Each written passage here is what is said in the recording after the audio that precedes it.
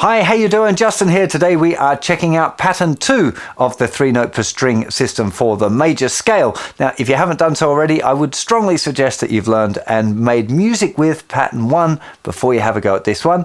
Let's get to a close-up and check out how to play it. So now we're looking at pattern 2 of G major scale, 3 notes per string. Pattern 2 will start on the second note of the G major scale, which is the note A, but we'll talk about where you start and finish again in a second. So let's get the pattern sorted first, then the fingering, and then talk about how to practice it. So we've got 5th fret, 7th fret, 8th fret. I would recommend that you use fingers 1, 2 and 3 for that. I'll explain why a little bit more later. That's the notes A, B and C.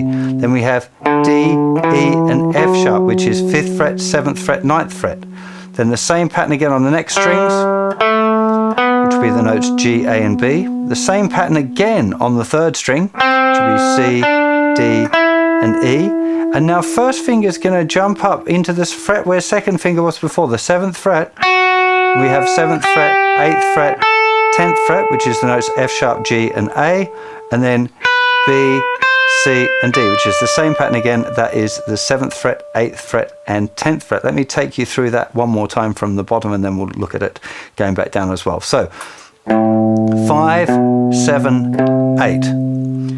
5, 7, 9, 5, 7, 9, 5, 7, 9, 7, 8, 10, 7, 8, 10.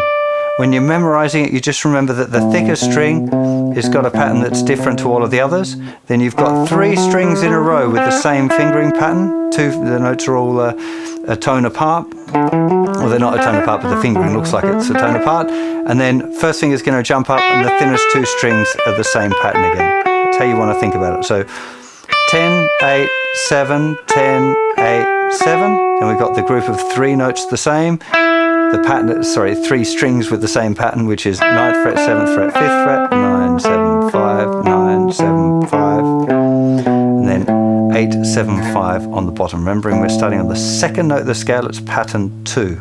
Okay, one more time.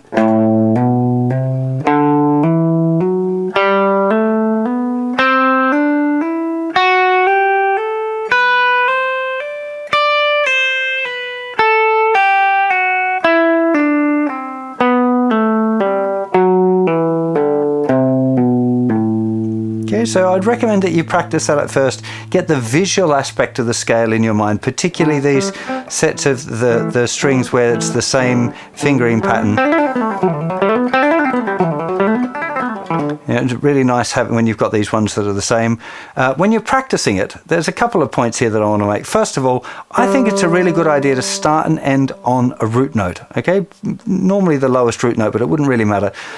A root note. Now the reason for this is that I think it's risky to be always thinking a step away, to go like, okay, I'm in this part of the guitar, I want to play the G major scale pattern, there's my root note G, so I want to start on the second pattern. It's already too many steps away to try and find the pattern, whereas if you know that that's the root note and that's the key that you want to play, and then having the pattern straight away off of that seems to make a lot more sense. So my recommendation if you're practicing this scale would be to start it here,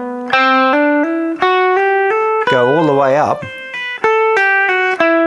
all the way down,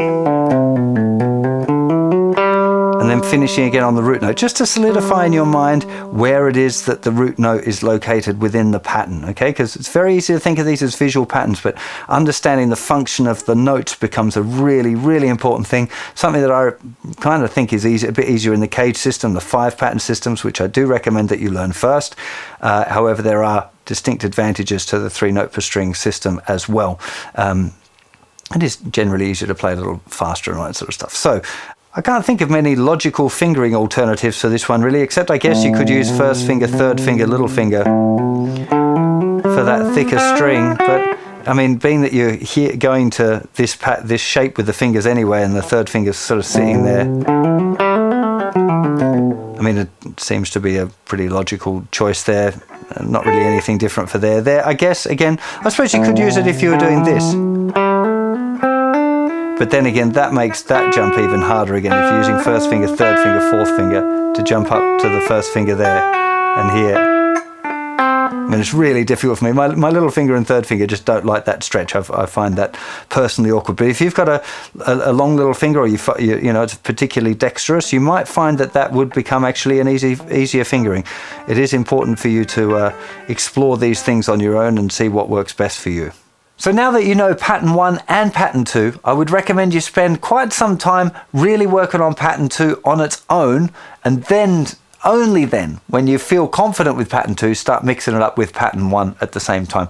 Remember that there's little neck diagrams and tabs and all of that sort of stuff over on the website, so click the link in the description if you happen to be over on YouTube. Always really appreciate if you subscribe to my channel, if you dig what I do as well. Hit that like button. Those things are just a nice way of saying thank you. I'll see you for plenty more lessons very soon. Take care of yourselves. Bye-bye.